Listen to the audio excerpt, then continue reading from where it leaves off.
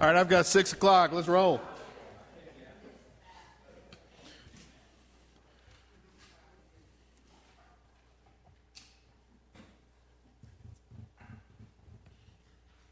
All right, so 6 o'clock, I call this meeting of Saginaw City Council to order. Please rise for the pledges.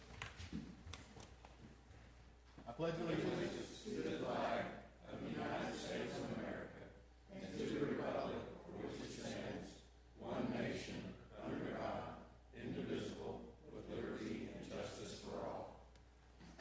Honor the Texas flag. I pledge allegiance to thee, Texas, one state, under God, one and indivisible. Thank you. Please be seated. Item number 2 is the invocation. I do not see Reverend Orr here, our friend from Church of Christ. All right, we'll throw it open. Anybody here want to give the invocation? No qualification necessary. Members? Friends, countrymen, Romans, anybody want to give it? Mary, please. Please pray with me. Heavenly Father, we appreciate the opportunity you have given us to meet tonight to discuss these issues that come before the city. Please give us your wisdom in making these decisions, and we hope that our decisions are pleasing in your eyes. We pray this in your name. Amen. Thank you, Mary. Item 3 is also participation. If there's an item on the agenda you wish to speak on, please see the city secretary and she will sign you up. Item number 4 is the consent agenda. Okay. All right, I've got a request. So that's item 4 is the consent agenda. A is action regarding minutes of June 15th. B is action regarding appointment of Nikki Lawson to Crime Control and Prevention Board District. And that's D and C. I've got a request to pull C. And then D is action regarding purchase of a Chevy 2500 pickup truck for animal services.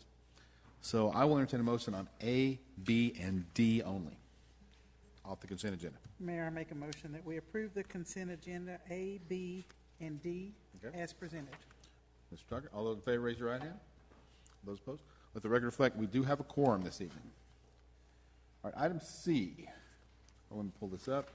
Action regarding approval for DCC through the Purchasing Cooperative Buy Board to perform repairs and replaster swimming pool damage by winter storm, the amount of $80,000. For that, Director of Community and Economic Development, Keith Reinhardt. Good evening, Mayor and Council.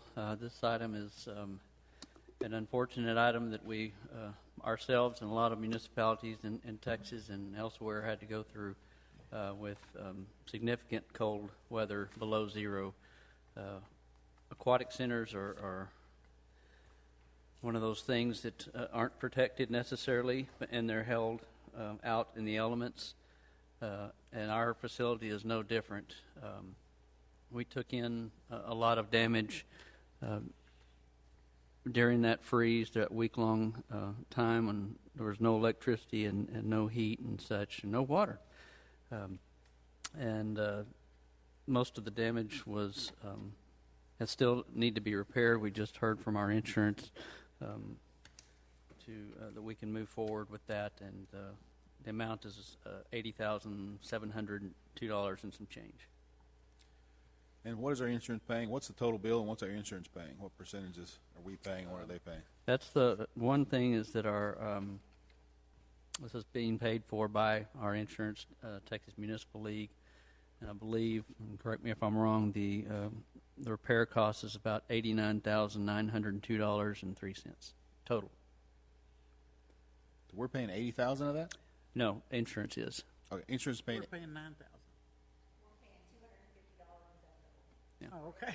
We had 13 different facilities that were damaged, and it's $250 because they considered that as one event, and it's like $164,000 total so far. PD still pending, pool still pending, and the library still pending. Okay. Okay. Because it says on here the financial impact will be $80,000. Yeah. That's not true? That is correct. Some of it was already, there were some items that needed to be repaired more so immediately in the chemical room and the bathhouse. That was added up to about $9,000, a little over that. So that's where that additional $9,000. The $80,000 is what $80,702 is the amount that insurance still needs to pay for. We've received a partial payment for about $40,351, and the rest will be when the items are complete. Okay. So the 80,000, the financial impact is not 80,000. Is that what I'm trying to understand? 'Cause I'm confused. I know. How much are we paying? The $250? $250. And then what about the $9,000 you're talking about? Where's that going? Is it coming from the insurance? Yes. Everything in insurance, but $250. Okay, so our financial impact is $250. Okay. Correct. It says on here our financial impact is I know, $80,000. it does. That's not accurate, so. The way the insurance has been working is we've been paying for the they repairs or whatever is necessary, and then we are reimbursed by Texas Municipal League, Okay. our insurance carrier. That makes more sense, okay. Certain, Mr. Lawson, you have a question? Well, yeah, same as you guys, I was struggling, because you talked about some other things that needed to be done above and beyond the damage of the storm.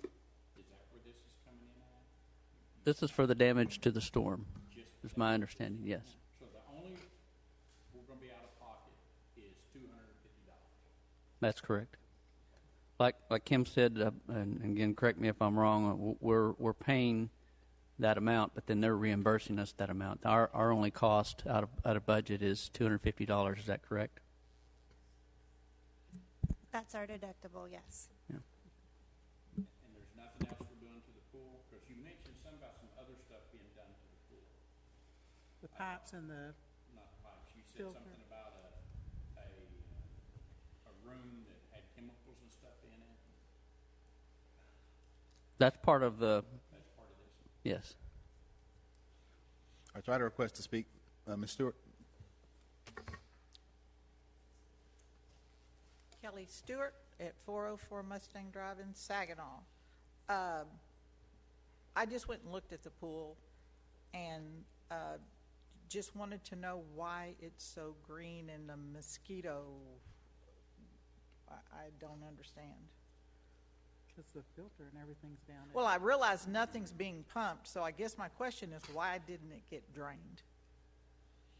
Keith? Why is it not drained? Yeah.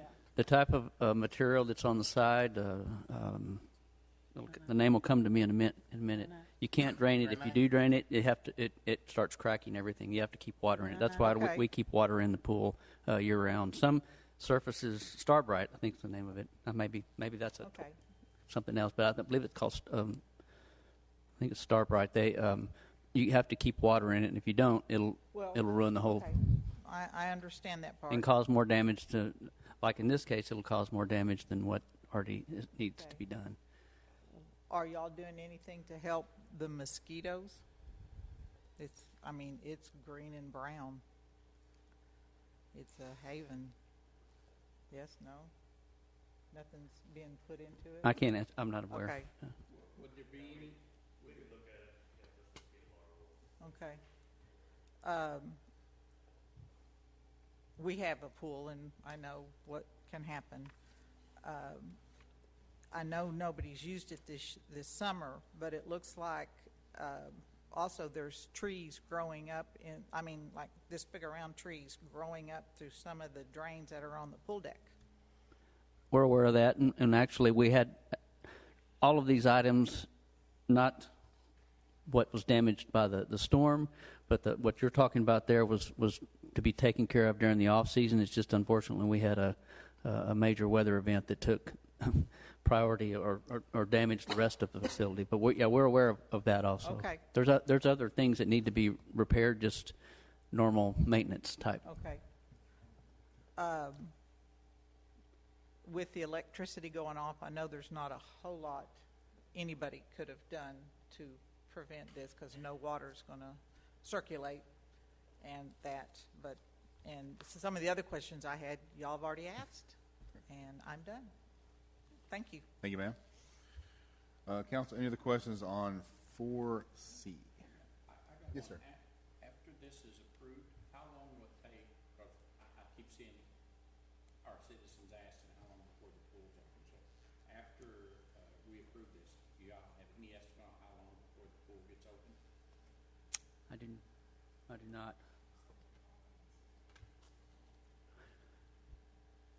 The company that we're using is the company that we've actually used since we've opened the pool, DCC. I don't remember what it stands for, but DCC, and they work on municipal pools. They're a very high-end commercial grade company, and they're actually TML agreed with the assessment from DCC. That probably would be a question for Gabe. Yeah, so the question is how long the repair is going to take. So pending the council's approval, we'll be able to go ahead and formally commit, get a purchase order going, and I don't know that we have a repair timeline, if that's a 4 or 6 week deal. But once we talk with the contractor, we'll get you an answer.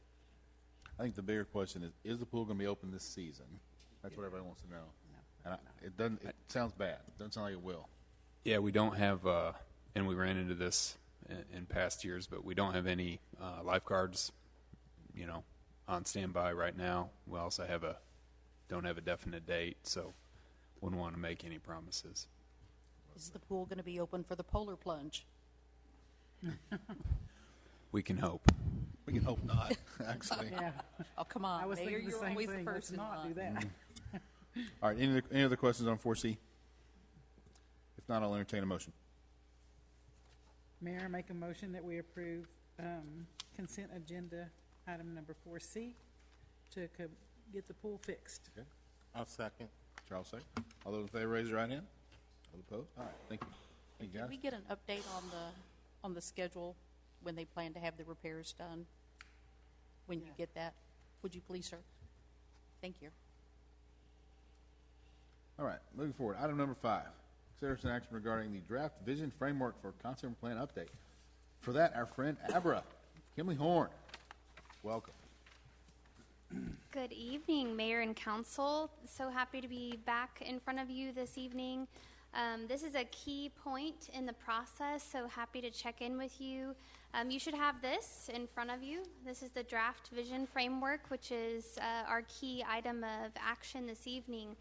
Looking for your approval or refinement to this as we move through. I'm going to recap a couple of things, the feedback that we've received to date and some other items, and then we'll spend some time going over this framework and then go through next steps. So again, timeline so far, engagement recap, the vision framework, and next steps. Here is a quote from one of our CPAC members, Comprehensive Plan Advisory Committee, but really thought that this process should honor the past, honor the family, and plan for the future. So that's something that we've found really resonates throughout the process, so just calling that out. So we've done a lot so far. We've made a lot of progress on the plan. We're approaching kind of the phase 3 time frame, which is kind of the final phase. But so far we've had a council meeting, the survey, P&Z, several various meetings. We've published that survey report on plansaginaw.com for everybody to see. We've had 2 CPAC meetings and a community forum. We've also been out to the farmers market and to the quilting group, so trying to kind of complement the process through various formats.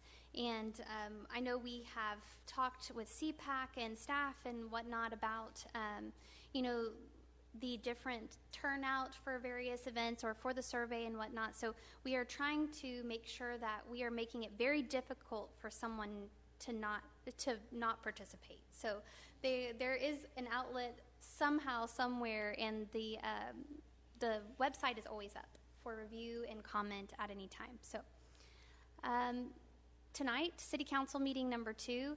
Again, key point in the process, we're going to go through that. And we have our community forum 2 coming up on Saturday, July 17th. I gave you a nice little stack of flyers to do with as you will. So you can pass them out to people, or you can leave them somewhere with permission, but trying to get the word out about that community forum.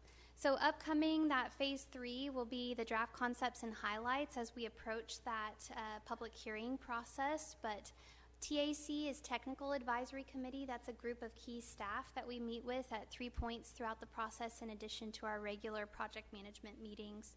And then we'll have a final CPAC meeting, go to P&Z, come before you, and then have that Community Forum 3 where we're going through draft concepts and highlights so that the community can weigh in on kind of those high-level things, especially the future land use map, master thoroughfare plan, and really anything of note. So community survey results, just as a refresher, strengths, weaknesses, opportunities, threats. We see parks and recreation continuing to be a theme. All of these things that you see listed here are continuing to be themes throughout our various touch points, whether it be the quilting group or the community forum. They are all being validated. So Parks and Rec, I'll talk about that one here in a minute, but infrastructure is a very, very hot topic, whether it's commuter delay, which I'll talk about, or just kind of provision of infrastructure in general and roads. So here's a picture of the farmer's market. That's me, and that little blonde person next to me is my daughter.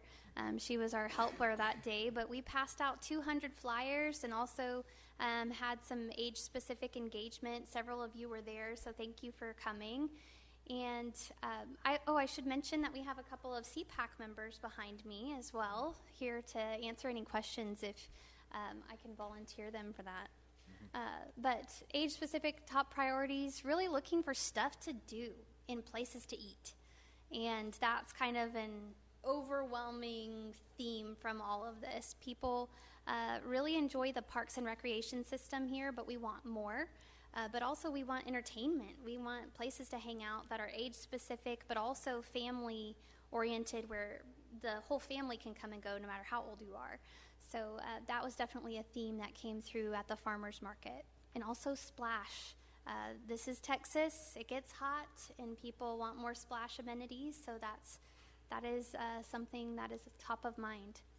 So the CPAC meetings, the first meeting we really went just kind of through the community survey feedback, went through the draft plan elements, big bold ideas, got some feedback on what they would like to see moving forward, and just really set the tone for how we approach that first community forum. And then our meeting 2 was just recently, and we reviewed the vision framework before you, and they did make one change that I'll talk about, and then recommended it for your approval this evening. And we talked about the future land use plan and master thoroughfare plan and how we're approaching those updates. So at Community Forum 2, we'll actually be discussing that more and discussing that approach with the community, but got some great feedback on that. So this is some pictures of Community Forum 1. You can see a couple people here behind me in those pictures, but we had some great turnout.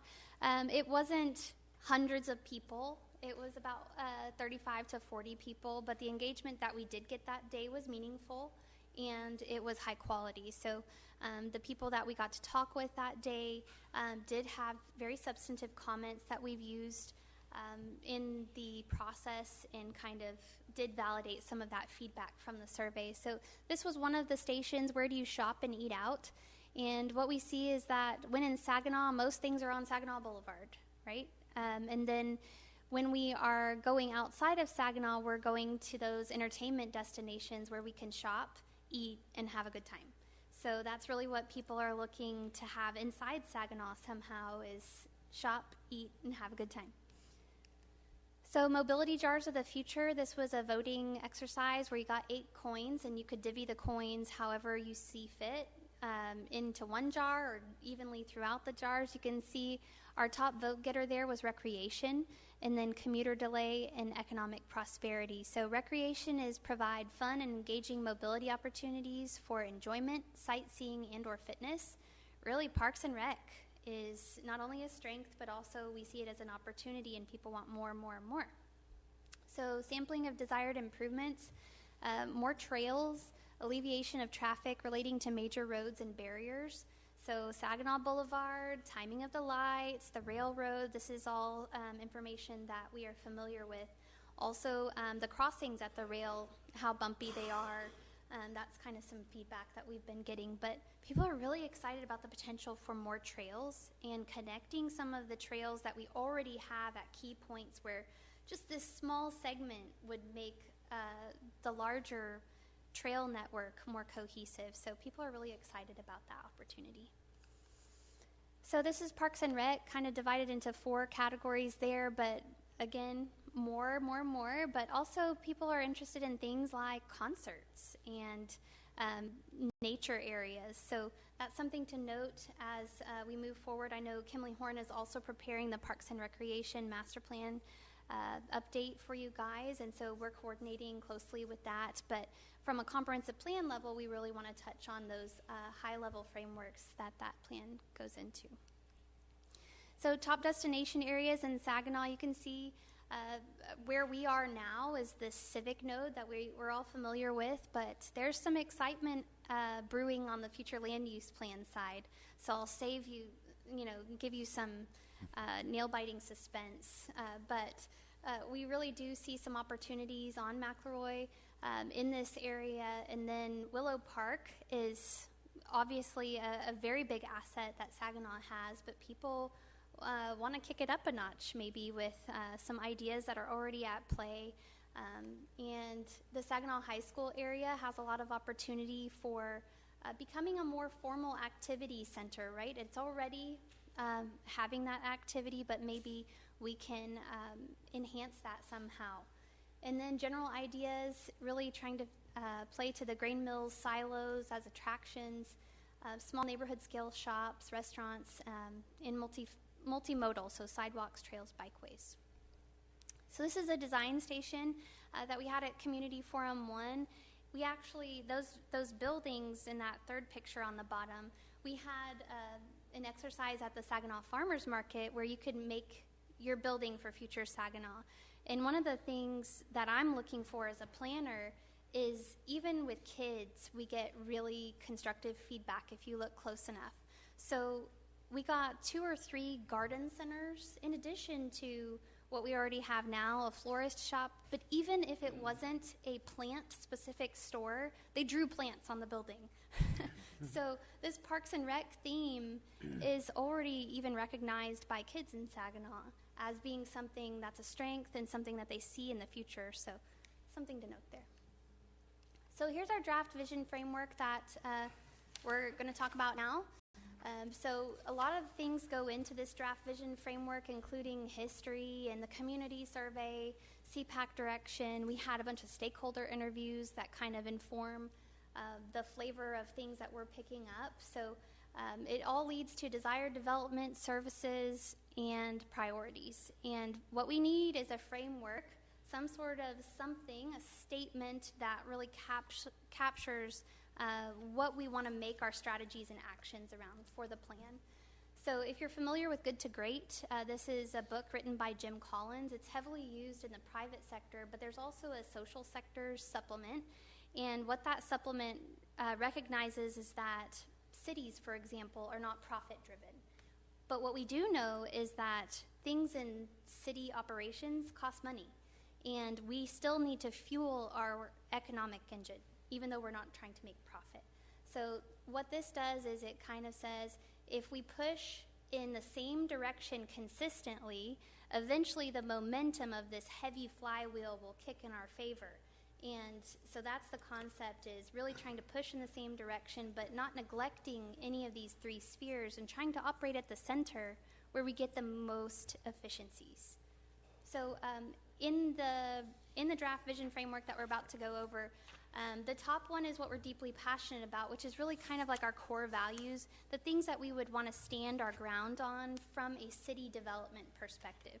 So in there, it's public safety is one of the items, right? So we wouldn't want to approve a development that would adversely impact public safety. That's something that we would probably say no to. And then on the bottom left is what we could be the best at. Those are our economic differentiators. What's going to set Saginaw apart for the next 15 to 20 years from our neighbors? What's already setting us apart?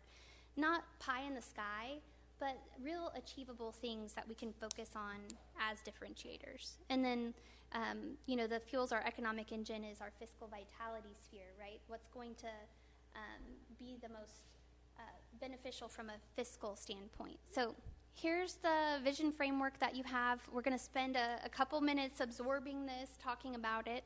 CPAC did recommend approval. They added one bullet to the top sphere, which is high quality infrastructure. And we totally agree with this based on the feedback that we've received. Infrastructure is a hot topic in Saginaw. So, it's people feel like we do a lot of things really well on the infrastructure side.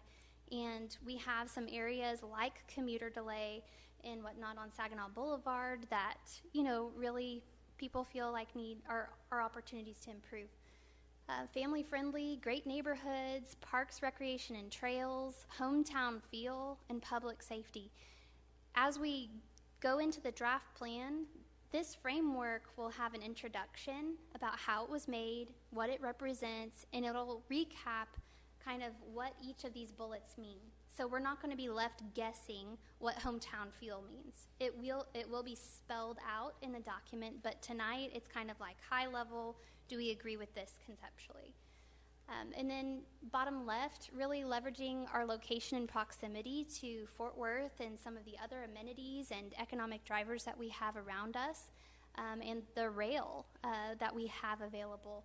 But community events and programming is something that CPAC talked quite a bit about, and we really feel that highlighting heritage and diversity is part of that picture in terms of community events and programming. So who is Saginaw and who lives here, and highlight that in the events and programming that we're putting forth, and celebrate it. And then, also utilizing the railroad to also contribute to community events and programming. Now, getting BNSF on board for some of this is an effort in and of itself. But the amazing thing that Saginaw has, which relates to the bottom item as well, railroad-oriented development, are these sidings. Communities would kill for these sidings that you have here, and they're expensive to install, and BNSF does not like their trains stopping on their main lines. So it's amazing that you have these sidings available, and it's a huge asset not every community has. So, having like a Polar Express train or something like that that can pull off to the side is something that is actually very attainable from a community events standpoint, hypothetically. Railroad-oriented development is something that we can capitalize on, those sidings, and really play off of that on the future land use side and attract industries that need those sidings. So it's an asset. And then Fuel's economic engine, that unique identity. When you have never been to Saginaw before and you turn down Saginaw Boulevard and these huge grain mills and silos pop out of the horizon, it's very impressive, right? You're somewhere different. So capitalizing on that unique identity. Saginaw Boulevard is a huge opportunity that people, are frequenting on a daily basis, sometimes more than daily. And there's a lot of opportunity, and it's the face of Saginaw. So really fueling our economic engine with that, and then nurturing and supporting local business. So with that, I'm going to stop here for a minute and kind of open it up to discussion. Is this kind of consistent with what you're thinking? Is something missing? Something not should be on there? Council, questions? Mary? Not really a question, but I really appreciate all the hard work that the committee and you have done, and I think you've captured, what we've seen in surveys over the few years. We've seen it survey after survey after survey that, pretty much restates what we've heard, what we've been through. And, I'm looking forward to the end product, and some really great things will come of it. Great. But I don't have any specific questions, just that I'm in favor of the project. Great, thank you. Cindy? Yeah, I agree with Mary. I think you guys have done a great job. I think you have captured, once again, in multiple, the Citizen Summit that we had about 3 years ago, surveys, One question that I do have is that we've hired retail coach to come in and try to help us with this. I don't know if you're coordinating with them, because I know that the last couple times they were here, they've talked about unique businesses. You know, let's not repeat all the retail and chain restaurants that we see surrounding us. I don't know how you're able to. We have reviewed that information, and it's also complemented with the demographics that we pulled from Esri, which are in that existing conditions memo on the website, if y'all haven't had a chance to look at that. But we have reviewed it, and it's coordinating with that. Okay, excellent. And then another question I have is, and I see this on Facebook frequently, but not so much in the recent last couple of months, because of all the rain, and now it's getting hot, is community gardens. In addition to, you know, all the greenery and the flowers and things like this. I know Mary's very involved with monarch butterflies. And There's actually an idea for a botanical garden, too. So not Okay. necessarily the community garden side, which has its pros and cons. We kind of see firsthand cities coming to us and saying, help, because they have a community garden and maybe it's had some issues. And so, but there's also quality of life that goes with having those type of things. But a botanical garden was actually brought up at the community forum, having like various species and pollinators and Right. all that stuff. So excellent. And the last question I have is, how many acres does Saginaw have available to put in these green spaces? you know, that's an interesting thing that we've been looking at on the Parks and Recreation Master Plan side is when you are working with a more developed context, right? When we started this journey, what was it, late last year, when we were talking about switching from greenfield context to more like, okay, we're going to redevelop some areas and start beautification. Then you're looking at, okay, where do we have places that might add some green? So we've actually gone through on the future land use side and identified areas where we can have more private green space or public green space that maybe are just leftover areas right now. So there are some of those opportunities, but there's even more opportunities that cities like Richardson have done. So Richardson's very developed context in Dallas County, and they had multiple properties come up for sale in a neighborhood where they felt like they needed more green space. They bought all 4 houses, demolished the houses, and built a little neighborhood park right there. And it's very cool if you ever go. They used the bricks from each of the 4 houses as an art installation in the park. So, I mean, there's definitely some creative things that you can do on the Parks and Rec side if we see there's a deficit in a particular area. In Saginaw, we don't see there's a huge deficit because you do have large greenbelt systems on the east and west side where you have these opportunities to really preserve green space and make that great network that can provide level of service on both sides of the tracks. Where we see opportunities as well is some of those low-hanging fruit connections on the trail side where, especially on the east side, there's a couple of segments that are just, you know, if you put them in, they'll connect a larger system. So there's some real tangible things that you can do in the infill context, and we're kind of cooking some of that up for you. Okay. And I take that back. I do have one more question.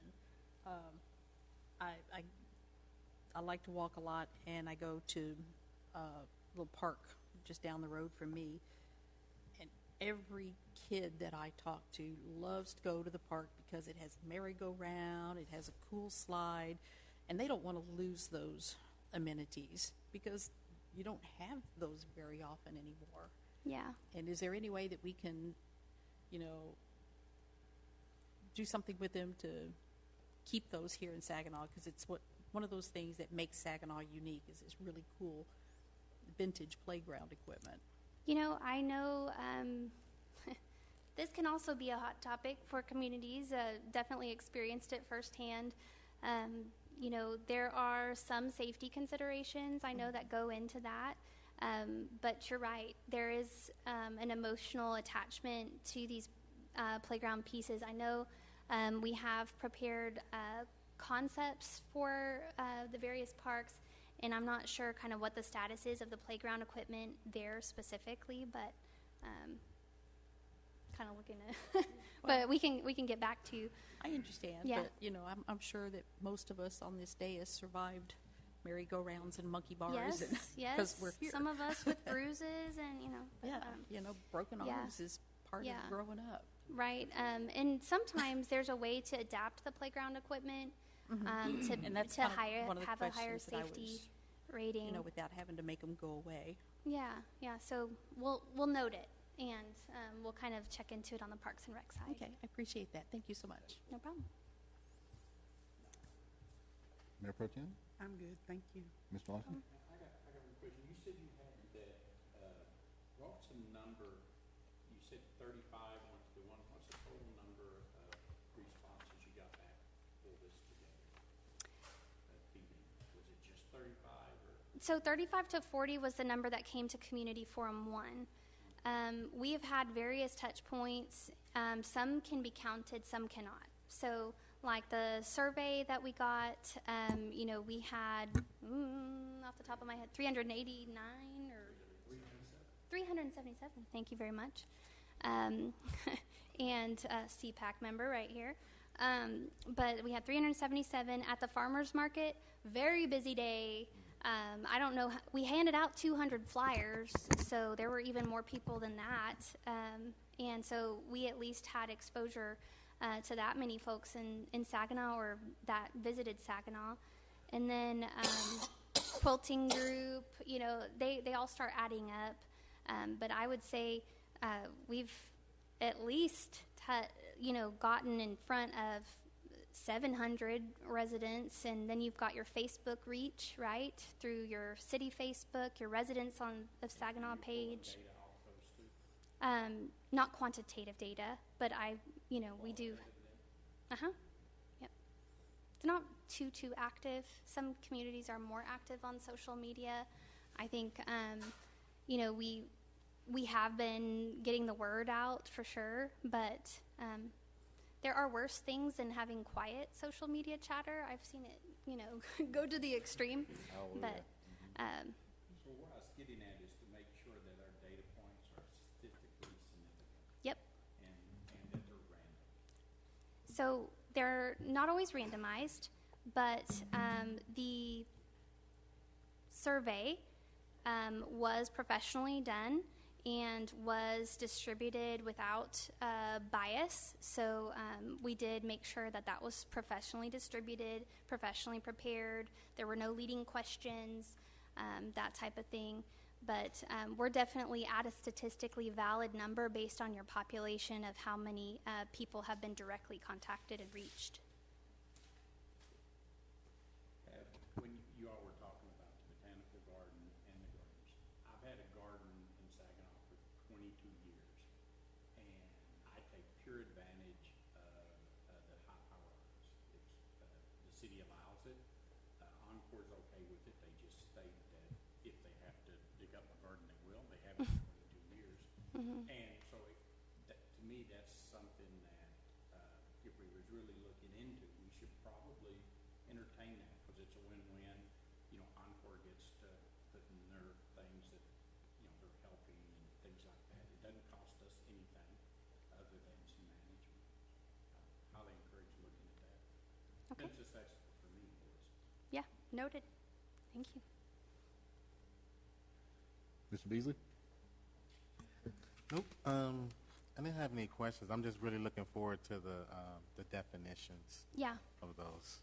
I just want to see what the thought process is around that. And thank you to these CPAC members. I know you guys looking out for Saginaw, so appreciate y'all hard work. Thank you. Great. Thank you. Oh, Mary? Yes, ma'am. And talking about green spaces, which we get a lot of comments how people wish we, had more green spaces. And I think this is a good time to explain. Probably everybody in this room knows this, but maybe some people watching, the hundreds of people that are watching, may not know. I hope so, Mary. I hope you're right. That, you know, there is an owner for every piece of land that has not been built on. Somebody owns it. And they get to do what they want to with that land, assuming it's, you know, following ordinances and laws, etc. And if and when they decide to sell that to a developer or to build something on it themselves, they have every right to do that. And we are not allowed to say, no, you cannot build on that. We want that to remain a green space. Because people do make it clear that they don't understand that when they ask for that. And I do like the idea that you brought up about these little odd spaces that maybe could not be developed. They're an odd shape or they're too small. Then would we have to get approval from that particular property owner to make a beautiful green space on that property? Would Yeah, we have to get their sometimes. approval? Sometimes. And would that Sometimes be you can- difficult, or what's your experience with that? It depends on the property. I know that's not the best answer, but it really does. So a lot of times, if it's completely floodplain, then Yes. owners like, but you know, if they want to maintain ownership, sometimes you can do a public access easement and add that to your level of service and kind of public offerings on the Parks and Rec side. Sometimes they'll sell it to the city if you just ask. Sometimes it could be railroad right-of-way, a little piece that's off on the side that's never going to be utilized and wouldn't be appropriate for playground equipment, but might be great green space that you could beautify to catalyze some of those areas on the east side of the tracks. So it just depends on the piece. And then one other thing, we do have 3 or 4 pending early stage mixed-use developments that they are going to incorporate green spaces. Yep. So that's another opportunity we have as a city to, you know, require these mixed-use developments, which they typically offer that without even being asked, you know, to incorporate trails and green spaces, et cetera. So that's another method by which we can continue to, you know, beautify the city with landscaping. Absolutely. Other questions for Amber? Great. I do have more slides once we're done. Nikki, will you turn your mic on? Newbie. Do we know how many acres of green space we have, parks, stuff like that, compared to the overall size of Saginaw? And how does that compare to other cities? So that analysis is being done on the Parks and Recreation Master Plan. So in terms of level of service calculation, we want to look at parks per capita and how many acres of parks that Saginaw contains, for sure. But benchmarking, you know, it's hard to find apples to apples, but we do look at the NRPA standards, so National Recreation and Parks Association, I think maybe. But NRPA standards, they issue a report yearly that kind of sets the stage for Parks and Rec nationally. So we do look at that for benchmarking.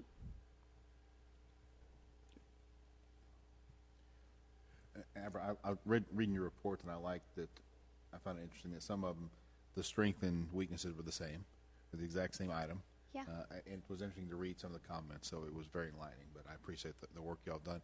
Could you talk about now if we're this area next steps and Yep. what? I'm ready. Okay. Thank you. Okay. But agreement on the vision framework as presented? Yes? Okay, great. That's a big step. So it sets the stage for the whole draft plan. So let's check that off our list. So we are approaching Community Forum 2. In the fall, we'll be looking at Community Forum 3. And then draft plan currently slated for December, early January type time frame, kind of being flexible, but we want to get it done in less than a year would be great. Keep that momentum going and, you know, keep keep everybody interested. So tonight, we approved the vision framework. We are approaching that community forum too, and then we're going to be drafting the plan. We have already started drafting the plan in terms of like existing conditions and things like that, but it'll be big plan drafting after community forum too. That's it. That's it. Other questions? Questions, Brad? We appreciate y'all's hard work. Thank you. I know a lot's been done. I appreciate Great. the efforts. So July 17th. Everybody come out July 17th. Look, Yes, I'm using please this. do. I'm using these things. Yeah, nice, nice. I'm going to hand them out after the meeting.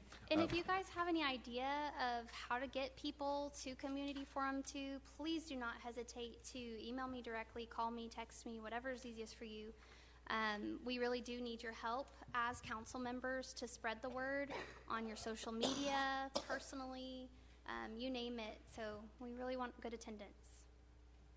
Thank you. Thank you, Amber. Excellent. Well done, guys.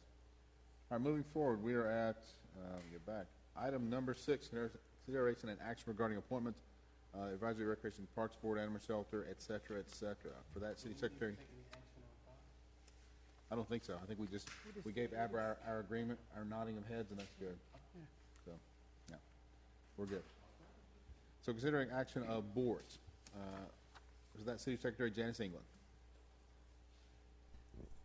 Okay, Mayor, you'll recall we discussed this briefly at the last meeting, and at the time we tabled the appointments and reappointments to allow an appointed subcommittee to study these a little closer and make recommendations, and I believe they have met and may be ready with some recommendations. Councilmember Copeland, I turn over to you. Yes. Okay, Nikki? Yeah. Let's go on. Yeah, council members Cindy Bighorse, Mary Copeland, Nick Lawson met to review the applicants for the board appointments for the upcoming year.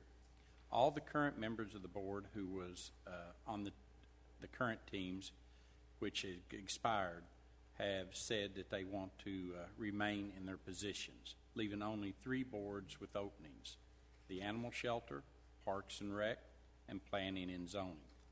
We took into consideration the qualifications and experience when making our selection, and we were unanimous in agreement on the appointments that we are presenting to the council to be considered for the available positions. We also recommend that the current members requesting reappointment be granted. I will now announce only the members who are being appointed to a new role or as a new member. And I apologize for anybody's name I mess up. This is something I'm not really good at. Animal Shelter Advisory Committee, place 5 is Brianna Farley. Alternate 2 is Tammy Southern. The Advisory Recreation and Parks Board, place 7 is Thomas Weaver.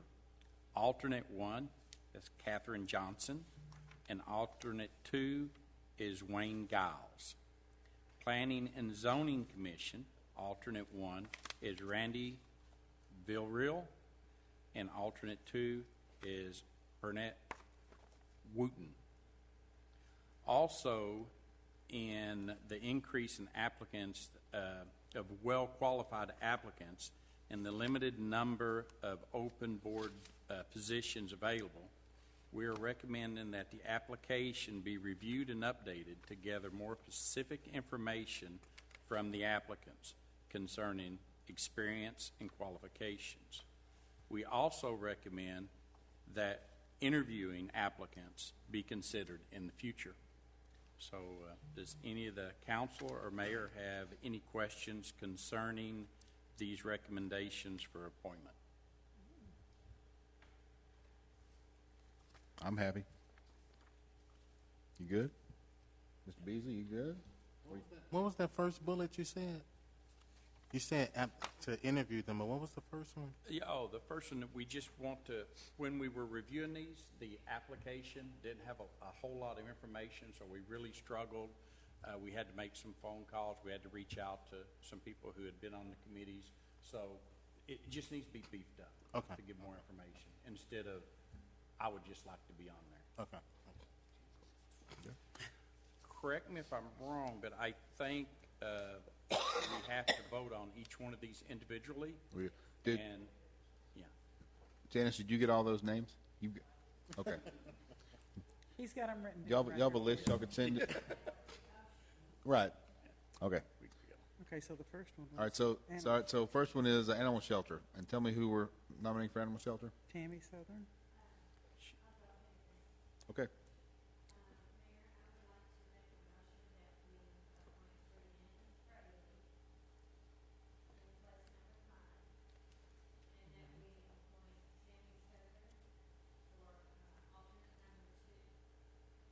For, Okay, do I have a second? Any second? All those in favor, raise your right hand. Opposed? All right. Keep going. Oh, Cindy, okay. Oh, so for planning and zoning, I'd like to appoint Randy Villarreal to alternate number 1. He was alternate number 2, and move appoint Brent Wooten to alternate number 2. Do I have a second? Next second. All those in favor, raise your right hand. Okay. Next.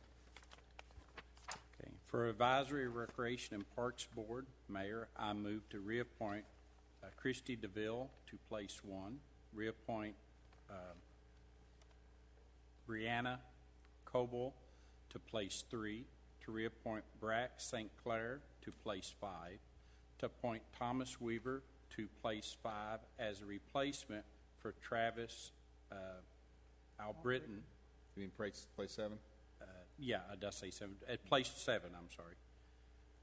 Let me restate that. Appoint Thomas Weaver to place 7 as a replacement for Travis Albritton, who is moving out of Saginaw.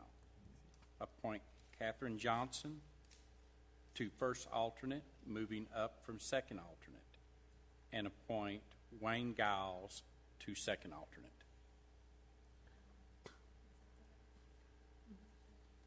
And I'll second that. What about, it says alternate 1 is already Thomas Weaver. Did you move him up? Yes. Okay. Yeah. I missed it. Thomas Weaver moved up. I got you. Okay. All right, any questions? If not, a second for that? Cindy, second. All those in favor, raise your right hand. Opposed? Excellent. Thank you, guys. All right, I think Mary also had an idea. I think we now a point to mention your idea. We can pursue this in the future, but you want to mention that, Mary? We have 2 more. We have 2 more. two more. Oh, I'm sorry. Did we miss one? Yeah, 2.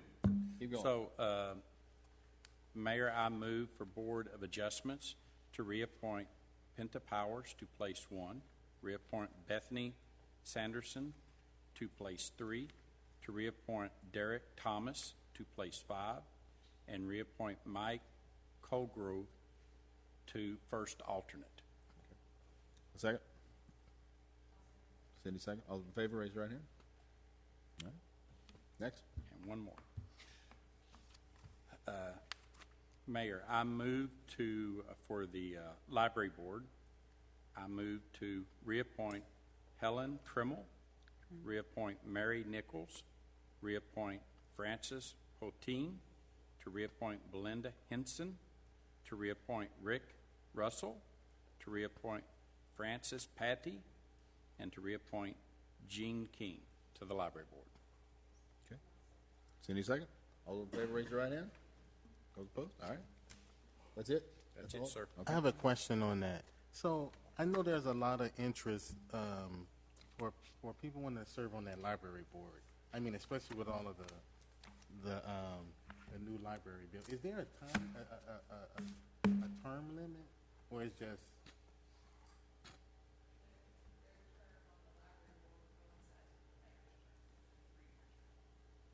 But if they want to get reappointed, it's just reappointed.